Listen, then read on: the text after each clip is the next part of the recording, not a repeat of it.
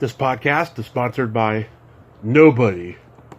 Hey everybody, this is Kathy Podwell, Judy from Night of the Demons, and you are listening to Tommy Throwback Kovac on Splat from the Past. He tells great jokes. He's a great guy. Hey dudes, welcome to Splat from the Past, the only 80s themed horror sci-fi show where things can get totally radical. Now today, I will be welcoming Joe Augustyn. He wrote Night of the Demons and the 1994 sequel, Night of the Demons 2. And this has been a long time coming. We're finally going to make it happen today. He also was involved in Hard Rock Zombies and American Drive-In, the two Krishna Shah's movies. And he also writes novels. He's written about the paranormal and so forth. And it's going to be a great conversation today. I can't wait. It's going to be spectacular. I'm a little upset right now because Son of Monsterpalooza got canceled yet again. And yet the exact same hotel had the Hollywood show last weekend. And it was pulled off very well. I don't know what they're concerned about right now because people are getting vaccinated and everything's all right, but it just pisses me off. But anyways, I'm not going to dwell on it.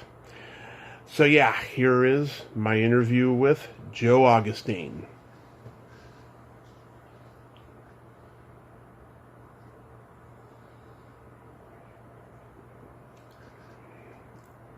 Hey, Tommy. Hey, Joe. Welcome to the show, sir. How are you today? Good, how are you?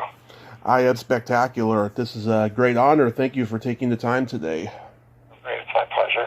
I'm really sorry I've been so busy. It's been really crazy. Oh, you and everybody else. Don't worry about it. So, going back in time, I was reading that you were originally on the trajectory of cartooning. You painted early on? Yeah, I started all my life I've been drawing and also writing stories when I was a little kid. But once I got into high school, I sort of veered towards art. And I was pursuing that as a career, but then I ended up going back to school and I decided that I would study film just to, it just seemed like I already could paint, and I felt that, I might as well expand my artistic horizons. Right. And so I went to Temple University in Philly. In my first semester, I wrote a paper that won this Focus Award, which was a national competition. There were like 11 winners. It was sponsored by Nissan, and it was the most heavily endowed film competition for students at the time. And it got me a trip out to Hollywood, and I got accepted into the American Film Institute as a producing fellow, and that was it. It just swept me into the movie industry, basically. Yeah. Were there any cartoons or comic books that influenced you as a kid? I was when I was really young, I was really like into Marvel Comics and DC. Mm-hmm. And then later, I got into the eerie and creepy and EC comics. And eventually I got into underground comics at Darkroom and, all the hippie kind of, and that's the sort of stuff I was doing. And I had one deal to publish a comic book, and then it sort of fell apart, and that was one of the reasons that it sort of turned me off to the whole comics industry. Basically, at the time, it was hard to get. I had another comic book that I was going to try to publish myself, which was what a lot of people were doing at the time. Right. And I took it to a Quaker press, which had great grades, and they refused to do it because they thought it was too outrageous and too offensive. So, were you into Mad Magazine? Oh yeah, I love Mad magazines. They were great. There was a lot of great stuff back then. There was another obscure magazine, which is really called Horseshit Magazine, which was really awesome. If you stumble across a copy of it, you should grab it. Yeah, I never heard of that. Yeah, it was published by two brothers, and they were very creative, and it was really good. Yeah, it's a shame that Mad's no longer with us now. It closed down a couple years ago. Yeah, it was just definitely, a staple, basically. Are you born and raised in Pennsylvania? Yeah, I was raised in Philadelphia, and I moved out to California to go to school, and then I stayed out there for like 20 years, and now I'm back in Philly. Wow. I came back right after 9/11, basically, to take care of help with the family here, because my folks needed some help. So that's what got me here, and then I stuck around. I started writing books, and was out of the film industry for a little bit, then I got back into it. And I've been working on some screenplays, and I've got a new producer I'm working with, so hopefully he'll be able to get something going. Yeah, hopefully. That's great that you did that for your family, though. Yeah, well, had to be done, so. So you attended Temple University. You won that Nissan Award for a paper you wrote. What was the paper about? It was actually like an analysis of Apocalypse Now. Basically, I broke down a lot of symbolism in it. There's a lot of weird Christian symbolism in the movie, and I know that I don't think Coppola, acknowledges it, but I think that subconsciously it came out of his, Catholic background. There's a lot of little weird stuff, like when you first see Kurtz in a picture, he's all dark, like a dark angel. Right. And then the further they get into the, I don't know if you've seen Apocalypse Now, but oh yeah, you take the journey upstream, and you see all this fiery image that gets more hellish, basically, and then there's like a downed jet, which is like a fallen angel. There's all this other weird stuff in there. Anyway, that was it. It might have been all in my imagination, but I stitched together a pretty good case for it. yeah. So when you were studying film, it said that you did a number of jobs. Were you working on student films? Yeah, when I was at AFI, especially when I graduated from AFI, Tony Villani, who was the head of the school, told me that I had participated in more student productions than any other student up till that time, and I couldn't afford to. With AFI, it's a 2-year program. In the first year, you produce videos. You have to produce like 3 videos, and then in the second, if you stay on as a second-year student, you produce a student film. And I couldn't afford to do that. I knew you had to raise money and stuff, and I'm really horrible at that. So I'm getting into the creative stuff. So I basically decided I was only going to be there for 1 year. So I volunteered to work on all the other student films that people were doing, where everything from craft services, which is supplying food for them, to first and second ADs and production management and locations and whatever, everything except the camera department. And that was it. And then I ended up working with a friend of mine, Steve Golan, was doing a second-year film, and I ended up working boom on his second-year film anyway. So Yeah. So that was it. And then after I got out of school, I worked with Steve. He was associate producer on 2 super low-budget films, Hard Rock Zombies and American Drive-In, and I worked as location manager and production manager on those films. Yeah, I've talked to a couple people from those movies. What was it like working with Krishna?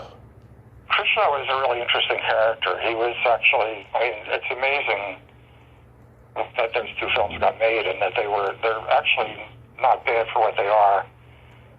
They're very ambitious, and both of them were shot on a total budget of $300,000 for the both of them. So $150,000 each, and Hard Rock Zombies had a lot of special effects. John Buechler and Everett Burrell, I remember, were on the crew. John Buechler was the head man. Yeah. Everett was one of his assistants. And I got to do a little puppeteering work. On one of the gags, they needed an extra hand, so that was kind of fun. But Krishna was a cool guy. He was great. He was really, it's interesting. He was, his background and everything. He's sort of the first invader from Bollywood to Hollywood. And the executive producer, Sashi Patel was also, from India. They were really good to work with and really good guys. And it was fun, even though the budgets were super low. It was, and then working for Steve and Yanni, who actually did all the real producing work, although Krishna did take the producing credit. They were, I had a good relationship with them, which lasted, beyond those films. Yeah, did you learn a lot from them? Well, we basically came up through film school, but I realized when I was getting out of film school that in order to, my original plan, I wanted to be a director, but I applied as a producer at AFI because I figured that directing would be a lot more competitive to try to get in. Yeah. And then I did get in as a producing fellow. I might have gotten in as a director, I don't know. But then I realized coming out of school that if I wanted to do anything, whether produce or direct, that I would need to actually have the rights to a project. So then I started writing, and I wrote a script actually a comedy called The Big Blast. And I partnered with Steve Golan on it, and we tried to get it made. We submitted it to one of our professors who was also an executive producer, and he wanted to get it to a certain director who actually was Neil Israel at the time, who had only done one film. Oh, yeah. It was not a hit, and Steve and I kind of told him we would rather keep looking, which is really stupid. We were really just clueless at that point. And Neil Israel went on to do Bachelor Party Next, which was like a huge hit. And then Big Blast never got made. And that was the first learning lesson, and one of the first of many stupid film moves I made in my Hollywood career. But it's all water under the bridge, basically. Yeah. So what's the genesis of Night of the Demons? So after working on those two films, Hard Rock Zombies, whatever, my salary on those films is, because they were so low budget, was obviously my salary was really low. I kind of ran out of steam, and I ended up going back to Philly for about 6 months to recuperate. And while I was there, staying with my folks, I basically banged out the first draft of Night of the Demons, which is called Halloween Party, and the first draft of another script called Night Angel, which actually was called Lilith at the time. And then I got a call from a friend of mine to come back to California and do an extensive house-sitting job for him. Mm-hmm. In Playa del Rey, which is really sweet. And so I came back, and I started, at that point I started to get some writing assignments, because I had a couple, Halloween Party was actually a really good writing sample too. And it started, as soon as I started to circulate it, I started to get action on it, which is really good. And I actually had 3 or 4 offers that I turned down before I went with the one for Paragon. And the reason I went with Paragon was they offered me the most creative control over the project. But it would have been a different project if I went with somebody else. But, they were interesting choices. One of the people who wanted it was David Giler, who was one of the producers of Alien. And at the time, he was independent. He was acting totally independently, and he had some money from a Coca-Cola distributor in Spain who wanted to bankroll it. But they wanted to move the film to Transylvania and have it take place in a castle. And I just thought of all these kind of 60s B Italian films that might have played well in their original languages, but didn't translate well, some of them. And so I was nervous about that, and I turned that deal down. And Atlantic Releasing wanted to do it. They had just had a hit film about, I forget the name of it actually, but it was about a group of kids who go April Fool's Day. Mm-hmm. I don't know if you remember it, but the ending of April Fool's Day was, it was all a dream or whatever, a gag or whatever. Yeah. And they wanted to do the same thing with Night of the Demons or Halloween Party. They wanted it all to be a dream at the end, or, it didn't really happen, basically. And I didn't like the fact that they were just sort of going with the same formula. So I turned that down. And then Steve and Yanni, they had a company called Propaganda, and they wanted to do it, but my agent actually talked me out of it. That would have been the best deal probably, because they went on to do, have huge success, and they were great, really great producers, basically. So any of those deals, would have been really good. But the script also got me a writing deal at TriStar. I got to do a rewrite on the film, which was called Hastings High when they was hired, and I retitled it Frankenstein High, and it turned into a big creature feature. When they gave me the script, the original script, it was almost like a TV movie. It was written by a couple of TV writers who had pitched it and gotten a deal, and I made it much bigger and more cinematic. And then, of course, being a studio deal, they then brought on another writer later. I was the horror guy that they brought on, and then they wanted to bring on a dialogue guy and whatever, and eventually it never got made. There was a TV movie on Fox in the early 90s called Frankenstein the College Years. Oh, interesting. Yeah, I don't know if it was that same idea or not. Well, mine didn't really have any kind of Frankenstein. It basically was about a creature that got spawned in like a high school laboratory, and it was more like like John Carpenter's The Thing, where this creature was a combination of a bunch of different biological elements that, sort of evolved into this weird giant, and it got bigger and bigger and bigger as the film went on. So it wasn't like a traditional Frankenstein story. Just a creature that was created in the lab, basically. Oh, that's cool. So, were there any particular movies that was influenced for Night of the Demons? Because it seems like there was a period in the 80s where there was all these horror movies where, a group of teenagers wants to get together for a good time and then something horrific happens, Yeah, exactly. I know it seems closest to Evil Dead, but the idea originally came because I wanted to do a horror film, and I wanted to do a low-budget horror film, because I knew it would be, at that point, with the video revelation just starting, I knew it would be easy to get financing for a low-budget horror film if I could get a good script down. And I really like demonic possession stuff. The Exorcist was, one of my favorite films, and that was the one genre that hadn't been tread on too much. There were very few, Evil Dead was one, but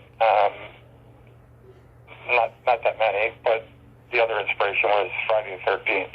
That was the film that came out that it's hard for, I know there's a whole theory about people's perceptions of film, and I know like a lot of young fans today don't really, I even hear people say, The Exorcist isn't scary, or, these films are overrated, but you have to understand in perspective when I grew up, I was watching horror films that were made, forever, or way back in the earliest horror films that were the only ones available when I was a kid, basically, were, old horror films that they didn't have state-of-the-art special effects. They were, the films from the 30s and the 40s and 50s were, they were getting better and better and more sophisticated, but they were still not anything like the films that came out in the 70s, basically.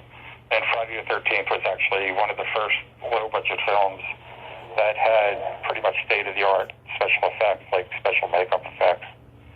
And it basically proved that you could do a low-budget film and have, like, these really incredible effects. And so, it was sort of a cross between wanting to logistically do what Friday the 13th did, but, with the tone of maybe The Exorcist. And the original draft of Halloween Party was a little bit darker than the final film came out. Was anything cut from the original script? The original script did change. It's funny because I have my hands on one old copy, which even isn't the original copy. In the original copy, there were some really serious changes. The characters of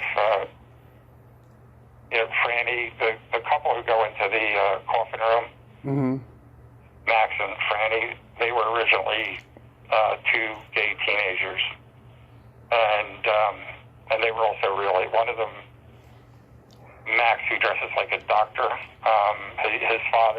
his backstory was that his father had been a doctor who was dead, and his opening intro scene was him going into his father's office and filling up a little black bag with all sorts of drugs, take to the party, basically. And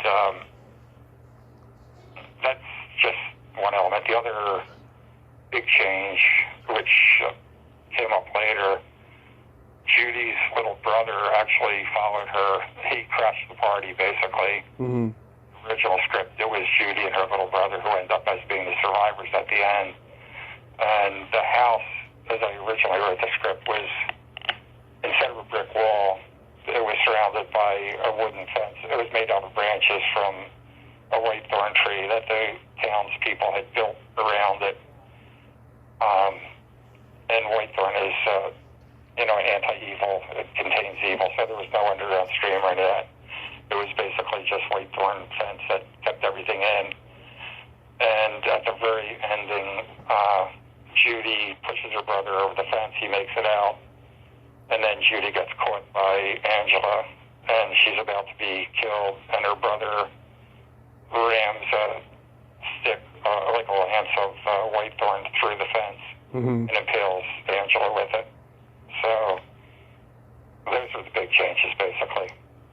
Is it? So in the scene, the breast scene, originally the way I wrote it, she draws 666 on her chest, not on her breast, basically. Yeah.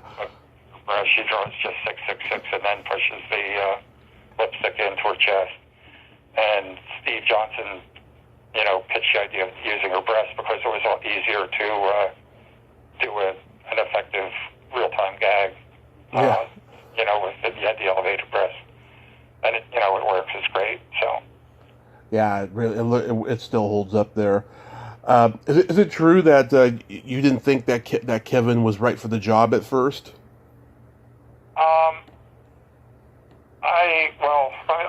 Let me backtrack and talk about when I first pitched the script to them, Jeff Giuffre really liked it.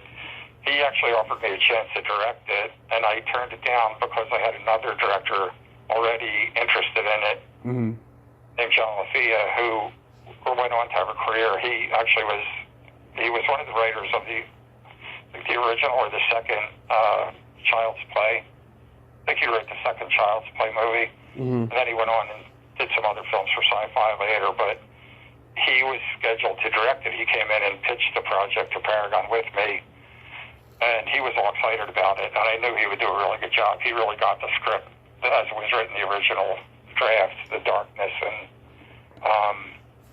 he wanted to do it. And then at the last minute, he got hired, ironically, by my friend Stephen Yanni to direct his own film called The Blue Iguana, and so he dropped out at the last minute. And at that point, I decided that I would direct it, but Walter Johnston was too nervous about it because he was the executive producer, and he had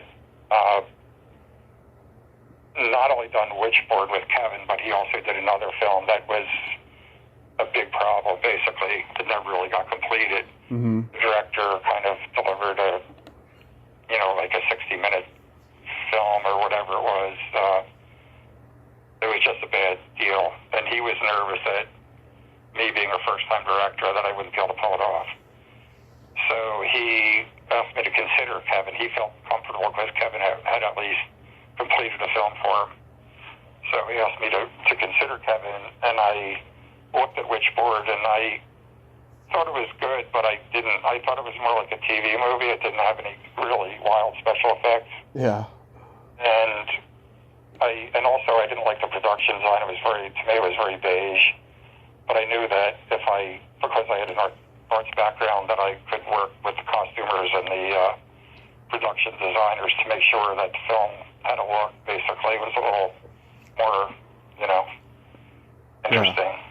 So I knew that Kevin could work at least with actors and the cinematographer. So I knew he would get something, that actually looked good if he had all the elements put together.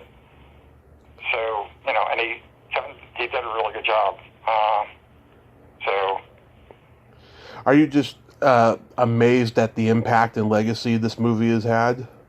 yeah, I'm really happy with it. It was a surprise that it does, still seem to impact people, and it's great. So, what can I say? I mean, I'm happy to at least have this one success. I've had, 2 or 3 other films made after that were, not nearly as happy experiences. Also, the production of Night of Demons was great. I designed it, to be shot in pretty much in one location, and then our location manager at Parmley found an incredible deal on the house that we used for Hall House. Not only did we have the house that was big enough to shoot in, and also have offices for, like a room for our wardrobe, one for Steve Johnson and all his special effects crew, production offices, everybody had their own office there. We also were able to park all our vehicles in the lot. It was fenced in. We were able to secure everything, so we didn't have to move our trucks. So that saved us a lot of production time, basically. A lot of setup that you normally have to do every day. So it was great, and also the cast was really great. They were really fun to work with. They were really agreeable. There were no prima donnas. Everything, went really smoothly. Steve, Walter and Jeff were really good producers to work with. They basically, Yeah. had come here. They facilitated things. We were able to, speed things along and, keep the money flowing and keep the thing, going smoothly. We didn't have any snags, so it was good. Yeah, Kathy, Linnea, and Amelia, I mean, every time they go to a convention, they're just having a ball, and they're posting the pictures of the photo ops, in the costumes and everything. I think it's really cool. So they're actually here. I mean, I could have driven 60 miles now and been in Atlantic City to visit Mimi and Howard there at one of these conventions, but I just wasn't feeling it, so. Did you write the Sour Balls line? Yeah, the Sour Balls line was mine. The one that, I'll give credit to Hal Havens, he improvised the Eat a Bowl of Fuck line, which was brilliant. Yeah. Yeah, there's some great lines in the movie. I talked to Brian Trenchard Smith about Night of the Demons 2, which I enjoy just as much as the first. Why did it take so long to make a sequel? Well, it's interesting. I don't think that it was complicated. The politics of the company was really kind of complicated. It was, I don't want to get into it too much, but Okay. they were making decisions on which films would be next, basically, for different reasons. And we actually, after we did Night of the Demons 1, I had the other script, Lilith, that I had written at the same time, basically. And originally it also was fairly doable, medium budget. It wasn't expensive. And it was a story of an American oil engineer who goes to the Middle East. And he's in Israel, and he takes a break, goes to Israel, and he goes to the Red Sea. And he falls asleep on the beach, basically. And at night, Lilith, who is, I'm not sure if you're familiar with the legend of Lilith, you probably are.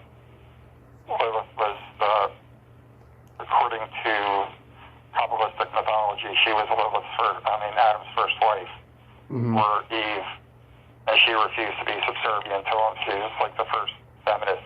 And the Lilith Festival is basically named for it. It's like she's like the proto-feminist, basically, archetype. And, but at the time, this is before the Lilith Festival. When I wrote it, it was just, I'm really into all sorts of crazy occult and paranormal stuff. And so I was familiar with the legend, basically, and I wanted to bring it to the screen. So it was a very simple story about the guy who falls. He ends up sleeping with Lilith on the beach. Basically, she seduces him, and then she's in his life, and he comes back to the States and is engaged to be married to this other girl. But Lilith turns up at night and keeps haunting him, basically. And she's sort of this psychic vampire, basically, draining his blood and his life. And I pitched it to Paragon, but at the same time, I gave it to my agent, and I wanted him to shop it around because I saw it as more of a studio film. It wasn't as exploitive as Night of the Demons, and it was, I thought it would have been a great studio horror film. Yeah. The agent he was this lazy prick who refused to basically shop it. He knew that I had a deal. Immediately, Walter Johnston responded to it and wanted to do it at Paragon. And I really wanted to take a step up and go. And also at Paragon, part of the politics I mentioned, there was another script that was in there. One of the other producers, the line producer at the company, had another script that he wanted to produce. And if I did Night Angel, or with them, I knew he would have to work on it as my line producer. I knew he would resent the fact that I had, aced him out of producing this other project. So I really didn't. I resisted. I kept, trying to push that other project, and I kept trying to push my agent to shop it. But finally, Walter basically backed me against the wall and, pretty much demanded that I give him the rights to it and I, make it with him. And he upped the money and, so I agreed to do it. And then it became a big nightmare. It was the rewriting process. I didn't protect it. With Night of the Demons going in, I knew that it was a hot script, and I basically insisted on certain protections that I would be able to control the script, at least to a great degree. Obviously, there were changes that were done for logistics and stuff like that, but with Night Angel, I didn't bother to do that, and then it ended up where I got stuck in a situation where it turned into a horrible development thing where I was just writing nonstop until it got to the point where I didn't know whether up was down or what worked and what didn't work. And the director came in and he had ideas and he was really ambitious and wanted to do something that was really spectacular. So whereas with Night of the Demons, we had a script that could be done low budget, that had basically one main location and then a bunch of other little outdoor locations that could all be shot within 1 or 2 days. With Night Angel, we ended up with 28 locations, and we ended up, although we were promised a bigger budget, that sort of didn't really materialize as much as it should have, and we ended up having to shoot 28 locations in 24 days, which was insane. So it was totally the opposite. It was like a really nightmare experience, and I ended up, by the time we got into editing, I had developed chronic fatigue symptom, and I was trying to be in the editing room to support the director and, be a sounding board for him. But I ended up I remember one day I went in, I just had to go into one of the other editing bays that was empty and just crashed out and slept all day because I was really, and then I ended up in bed for 6 weeks. Oh. It was really, and that was, I decided at that point that I was finished with producing unless I could have total control and a big enough budget to not, have to kill myself. I wouldn't produce anymore. And I decided that I would stick with writing and just, focus my attention there. And that's why you didn't get involved in the third one. Right. And so, anyway, but Night Angel came out, and then it got a disaster. At that point, there was a phase where horror films were sort of out of fashion for a couple of years. Mm-hmm. And Night Angel came out right at the beginning of that phase, basically. And then when Night of the Demons 2, the guys from Paragon, Walter and Jeff, done Paragon, and they formed a company called Blue Rider, and they wanted to get a project going. And I think they tried to get Witchboard 2 going first. They might have, I don't even know. I'm clear. I know that they made sequels to Witchboard, but I'm not clear on the timeline. But I know that they were in talks with Republic Pictures, which was also being reborn. It was an old studio that had gone defunct for a while, and then somebody bought it, and they were trying to get back into production. And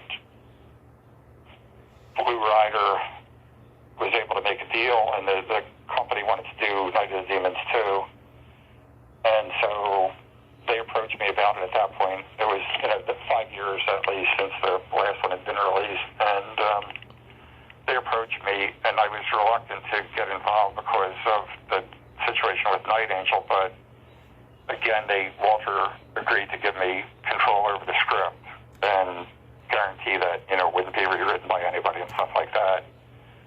And then we went into it. It was a 6-month process, and I'd have development meetings where there were, 6 or 7 other people at the table that I had to sort of satisfy their notes, basically, and sometimes they're contradictory notes, but I was able to work it out, and, and also this going in, I should mention, Jim Penzi, who is a friend of mine. He had written a script that was set in a Catholic girls' school. It was he did it after Night of the Demons came out, and I think he wanted to do his take on that. Mm-hmm. But it wasn't really a complete film, and he hand-wrote it into a copybook, and he refused to type it up or do the normal things that we have to do to try to pitch it and get it around.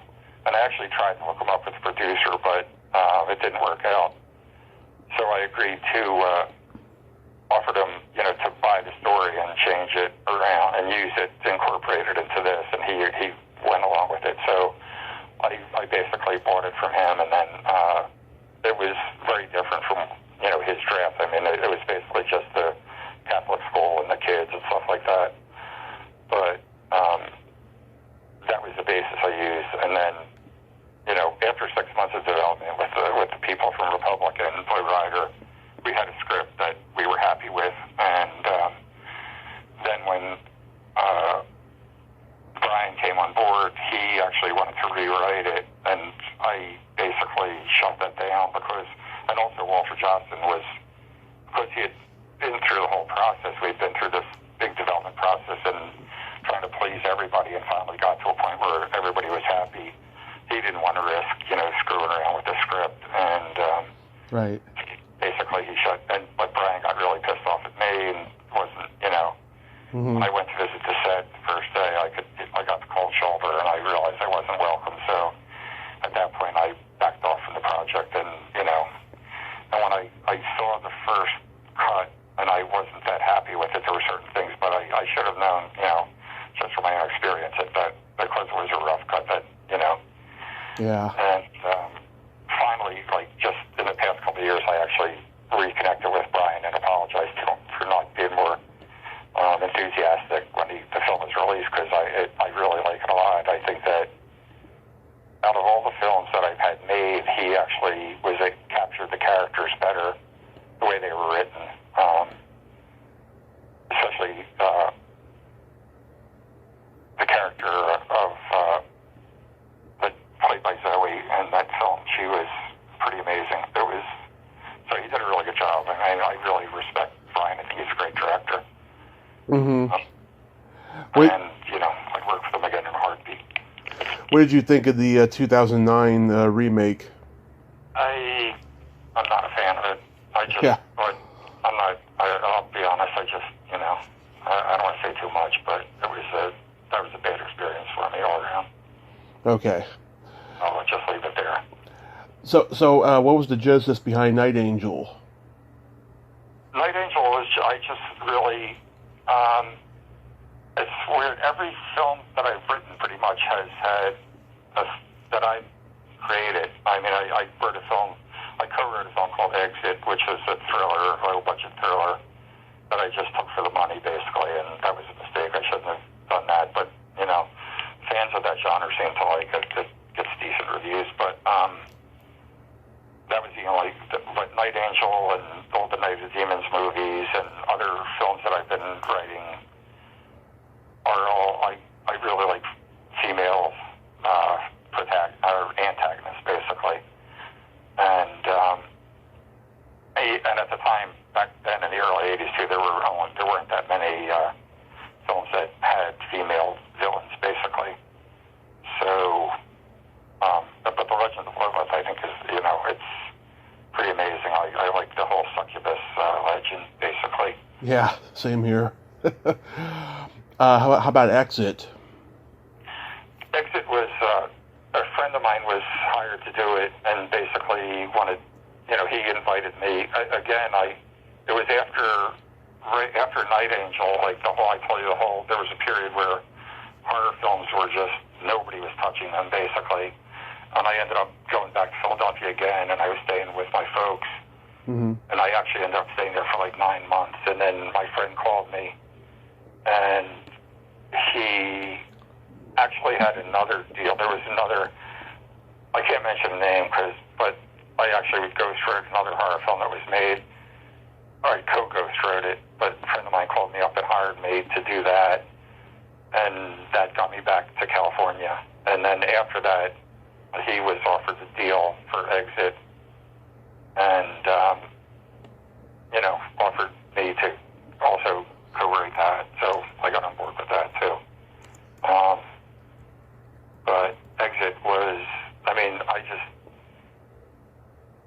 it was turned out to be a lot more low budget than I thought it would be, and it was low budget to start. We wrote it to be low budget, but they actually they could have spent a little bit more money or been a little bit wiser with the money and made it a little bit bigger than it was, but they trimmed it down enough. So it's not really my genre, basically. I'm not that much into the thriller thing. I'm really in horror and some comedy. And yeah. So it was, but it was, I had Shannon Weary in it, and she's cute, so. Yeah. So what made you start writing novels? I had wanted to write novels for a while, but it's really pretty daunting because you have to write a lot more words than you do with a screenplay. And it's also, in some ways, it's a lot easier, and in other ways, it's a lot harder. It's easier because you have free reign to do whatever you want. With scripts, there's a really strict formula, and you also have to externalize everything. You can't, say what the person's thinking unless you put it in a voiceover or something like that. You have to sort of show everything. Whereas in a book, you can, get really into the internal workings of their mind and all that. Mm-hmm. But that also makes it harder because you have more choices, so that you have to really be smart about your choices. And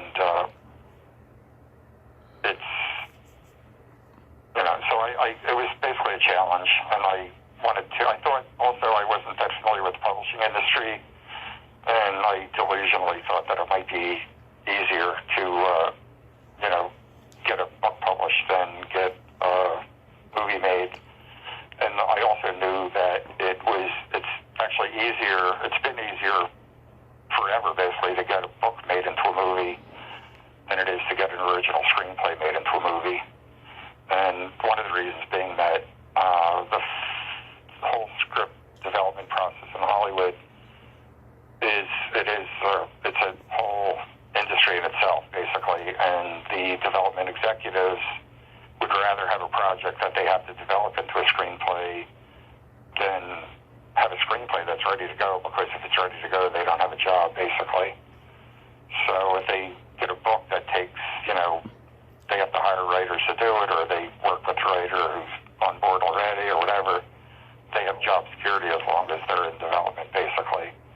And that's one reason, and that's now been extended over the past 10 years to comic books and video games and whatever else they can develop.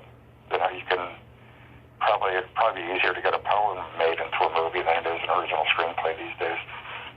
So, but anyway, I basically just got into writing books, and I wrote a few of them, and you wrote a book called Ghostwriter, and you had Dan Aykroyd contribute to it. How did that come about? That was really interesting. A friend of mine, John Makowski, who was actually in my film class at Temple University, and then moved to California, and we were roommates for a while. And then his father gave him money, and he bought this little log cabin, this kind of house up in Mount Washington, or Eagle Rock, which is sort of on the east side of LA, near Pasadena. And the property it's a really cool place. It was built by Dana Andrews' son, Dana Andrews, the actor. His son lived there for a while, and I think that's who John bought it from. Bought it in the late 80s, and weird stuff started happening. I spent some time there. When I would go in and out, back east and back, sometimes I would stay there for a couple weeks. And I had one really weird, spooky dream there where this dog with these big vampire fangs came into my bedroom. It was like a lucid dream. And then when I woke up, I had these fucking fang marks on my foot. And, which didn't go away for a couple weeks, basically. But, in the early 90s, they started getting their ghost photos with the Polaroid camera. And they were really, the first sequence of the ghost photos were really wild. And I went to a Halloween party shortly after at their house, and all these people brought their Polaroid cameras. And the party started off really quiet, and I was outside talking to some friends, and all of a sudden we heard this big murmur from the whole house seemed to, go alive inside, and we walked in, and everybody at the same time started getting all these weird ghost pictures, basically, and it was really impressive. And I started to write a book about it in the late 90s, but then when I moved back east, I put it on hold, and then I got a couple of movie writing assignments while I was here, and so the thing kept getting pushed back, basically. But luckily, I'm glad that it was too that I had written what I did in the 90s, because I would have forgotten all the details if I hadn't. And then later, I found this house in Philly when I moved back here. First, I was living down in Wildwood, New Jersey. My brother had a duplex and let me stay in one of his duplexes. Then we found this house really cheap in Philly in a pretty nice neighborhood, but it had been abandoned for 30 years. And it's great. I live in an urban area, inner city, in the city. And, the house was empty, but somebody had inherited their family, and they finally put it up, and it needed a total rehab. And so we bought it, and I moved in. And as soon as I moved in, weird things started happening. As soon as we started trying to fix it up, the first thing that happened was my brother came over. The plumbing had been disconnected. The plumbing had burst at some point, because the last owner of the house who had inherited it had always been in the hands of one family. It was built in 1925. Right. And the last owner had some kind of mental problem, basically. And he sort of lived in the house, but he was sort of like this weird hermit. And the people in the neighborhood used to feed him. Apparently, I heard all these stories from the neighbors, basically. And his plumbing sort of exploded because he didn't have heat in the house, and the pipes froze and they burst, and the basement was flooded. And after that, there was no plumbing in the house. The electricity was original from 1925, so it all had to be updated. And so I moved in, and my brother came in. We were hooking up the plumbing, and my brother was upstairs working in the bathroom, and because he had plumbing skills that I don't have. And I was assisting him, and I was standing out in the hallway, and I would hand him, bring him in whatever he needed, tools or whatever. And I heard this incredible, weird rustling sound on the first floor. And I ran downstairs. It sounded, I didn't know what it was, but I went down to check, and there was nothing going on. And then I went back up, and I heard what sounded like somebody had dropped a big metal tool kit filled with metal tools onto the floor downstairs where nobody was. And I ran downstairs, and not only did I look all through the first floor, but I ran outside and looked up and down the street, because I thought one of my other brothers might have been playing a trick on me or something. But I couldn't explain it. And then since then, there were so many things that have happened in this house. It's unreal. And at one point, there was an older woman who lived next door, who had been, living here for at least 40 or 50 years. And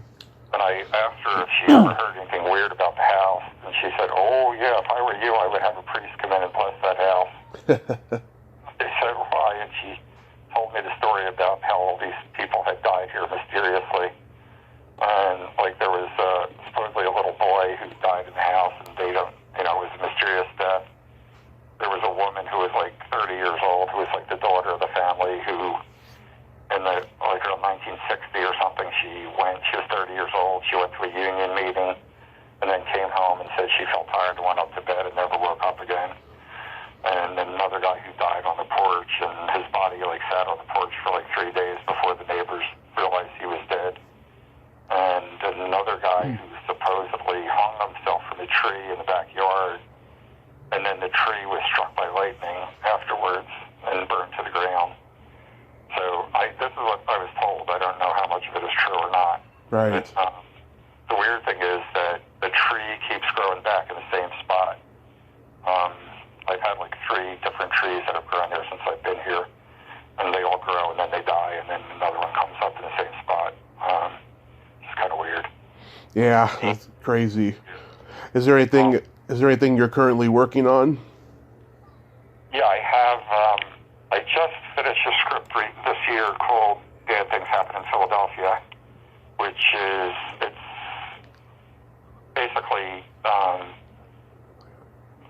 take on all the. Philadelphia is like one of the most violent cities in America right now. It's just unbelievable, the amount of shootings and stuff going on here. And so I did a film. It's sort of a takeoff on that, but it has a supernatural element to it. And that one, just starting to circulate. And I'm working on a haunted house script, which I wanted to do for a really long time, but I just wasn't inspired until this year, and I finally have a really good idea. And I'm halfway through that. It's just, I'm trying to be really careful with it. I want it to be really, really, really good. Yeah. As far as now, to get anything made, nowadays, the way Hollywood is, there are only 3 ways to get a film made. There are 3 different avenues. One is if you're in the woke category, if you're gay or trans or a minority, you have an open door basically to get your stuff in. So if there are any gay or trans or minority writers listening to this, I get on get on it, because now's golden opportunity. People are actively looking for stuff from gay and trans and minority writers. The second one is to do something that is so low budget that it can be done in one location, and that's my haunted house script that I'm working on. Right. And then the third one, obviously, is like if you own the rights to a comic book or whatever, that some big ticket item like that, which only the studios can do, basically. So hopefully this haunted house script will get done and get made. But I think it's a really cool script and has a really good, interesting. That's good. I hope you get the script made, and I want to thank you so much for coming on today, Joe. All right, great. It was my pleasure. Thanks, Tommy. Yes, you have yourself a great day, and please stay safe. You too. Thanks, man. All right. All right, bye. Well, there you have it. Joe Augustyn. Ain't he a cool dude? Nice guy. And he wasn't kidding about Hollywood, about, nowadays. It's hard to get stuff made, but I know he'll get it made. I mean, come on, he made Night of the Demons, one of the greatest horror films ever made. He'll get something new made. Well, until next time, this is Tommy Throwback Kovac saying, there's no shame in living in the past, because the present sucks. Later, dudes.